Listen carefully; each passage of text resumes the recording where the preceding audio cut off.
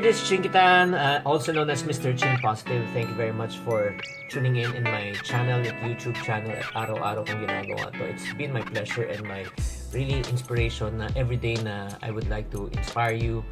That's the reason why if you're not yet subscribed at my YouTube account and my Facebook account, please do follow. You can get all this stuff for free.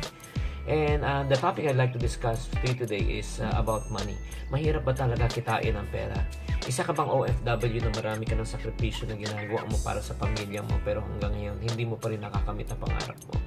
Isa ka bang negosyante na marami ka na rin sinusugal na pera in the sense of starting a business pero at the end of the day parating failure ang nangyayari?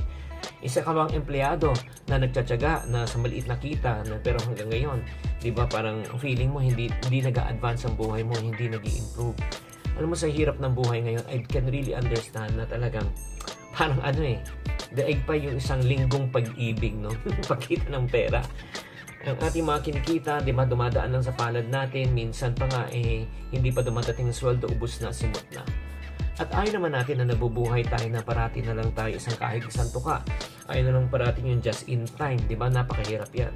So if you're having a hard time in terms of balancing your finance, no, allow me to share with you some practical tips, no, in order for you to really be successful, no, in terms of earning money, no.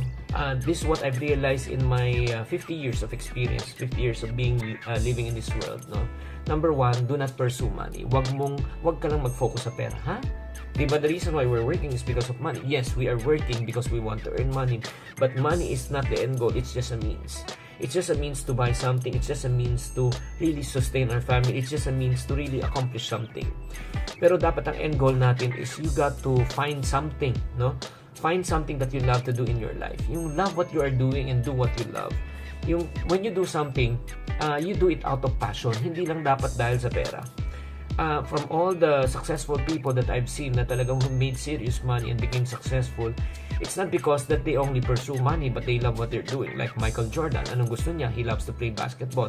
Even if you don't pay him to play basketball, he would still play. So imagine mo, Tiger Woods, ganun din. He loves to play golf. Even you don't pay him, he still loves to play. So in other words, they have found something, their core competence, their love, yung passion na niya. And then, imagine mo, naglalaro na sila, nag-enjoy na sila, binabayaran pa sila. Di ba maganda yun? That you can find something in your life na nagagawa mo, na love mo, tapos binabayaran ka pa. Like for example, for me, communication and public speaking, doing this. I'm not paid to do this. This is for free. But you know what? This is my passion, no? Because encouraging people, inspiring people, challenging people is one of my desire in my life because I used to have nothing and I know it's so hard na kung wala kang pera. Iba talagang tingin sa'yo ng tao kung wala kang pera. Iba yung tingin sa'yo ng tao pag hindi ka accomplished. So, I would like to challenge also people to get out of their comfort zone in order to bring out the best in people. In my own little way, in my own simple way. Some people may not appreciate what I'm doing, but it doesn't really matter. I'm not doing this for the people who criticize me. I'm doing this for people who needs this message right now. So I want to encourage you, again, number one, first thing that you need to do, don't focus on money.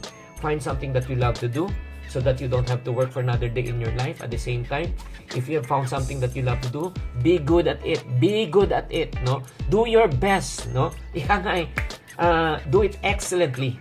No, never have the attitude na pwede na yan. No, always go for the best.